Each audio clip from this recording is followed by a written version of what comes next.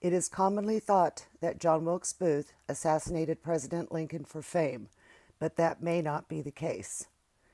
Lincoln was the most vilified and criticized president in American history. Lincoln won his re-election in 1864 mostly due to ineffectiveness and confusion of the opposition. Out of 10 children, John was his parents' favorite.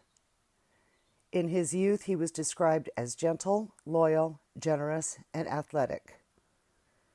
He made friends easily and had a range of friends from stable boys to high-ranking public officials. It is rumored that John Wilkes Booth fared less well with audiences in the theater than his brother.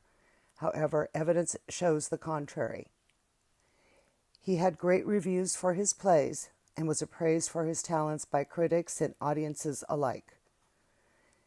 Establishing himself as a reigning favorite in the Capitol, President Lincoln even came to see him perform in November 1863. John Wilkes Booth remained well liked by his peers and was also described as irresistible by women. He never allowed his celebrity status get in the way of old friends, and he was also generous with his money. He was very successful, and in 1862, he wrote that he was averaging $650 a week from his performances. Contrary to previous accounts, John Wilkes Booth was a very famous, well-paid actor who performed throughout the United States. He played in all major theaters in New York, Philadelphia, Washington, D.C., and Charleston. Well received in society, his views on and absolute hatred for President Lincoln were shared by that society. These shared views served to validate his personal beliefs that President Lincoln was evil and trying to destroy the country. He also believed that the United States Constitution was intended to create a free society for white people exclusively. He was sympathetic to slavery, but found no basis in the Constitution to abolish slavery. Prior to the Civil War, Booth was considered a patriot in every sense of the word.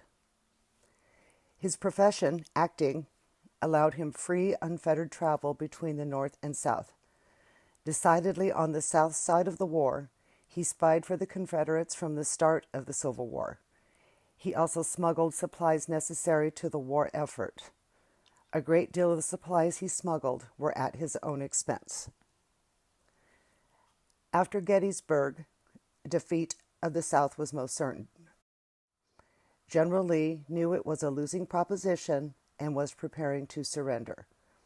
A handful of Southerners still thought it could be won if they could somehow get more soldiers.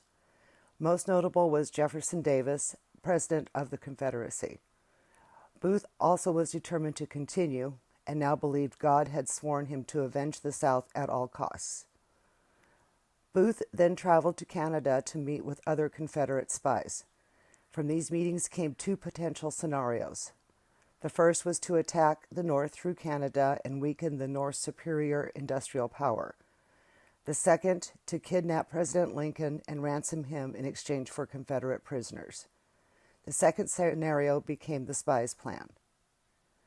The kidnapping plot failed only because President Lincoln changed his plans and decided not to go on his intended outing. When the kidnappers came upon the carriage and saw it wasn't President Lincoln, they fled. After the kidnapping failed and the South was defeated, Booth came up with the plot to assassinate President Lincoln. He enlisted several co-conspirators and carefully planned the plot. Ford Theater was chosen because Booth was well known there and could move about freely. This would give him access to the president. Unknown actors would have not been able to have the access that he enjoyed. The plot also involved killing the Vice President, Secretary of State, and General Grant. Once again, fate stepped in, and the only one actually killed was President Lincoln. Booth's infamous leap to the stage after the assassination was also planned. Since Booth had acted there many times, he knew the quickest exit from the Ford Theater was through the backstage. He may have actually got away with it, except he broke his leg in the leap. Another strange twist of fate. And finally, he was captured in a barn. He did negotiate the release of one of his co-conspirators before shooting himself. I am presuming his intent was to kill himself. Instead, he only succeeded in paralyzing himself and ended up dying by being burned alive in the barn he was trapped in.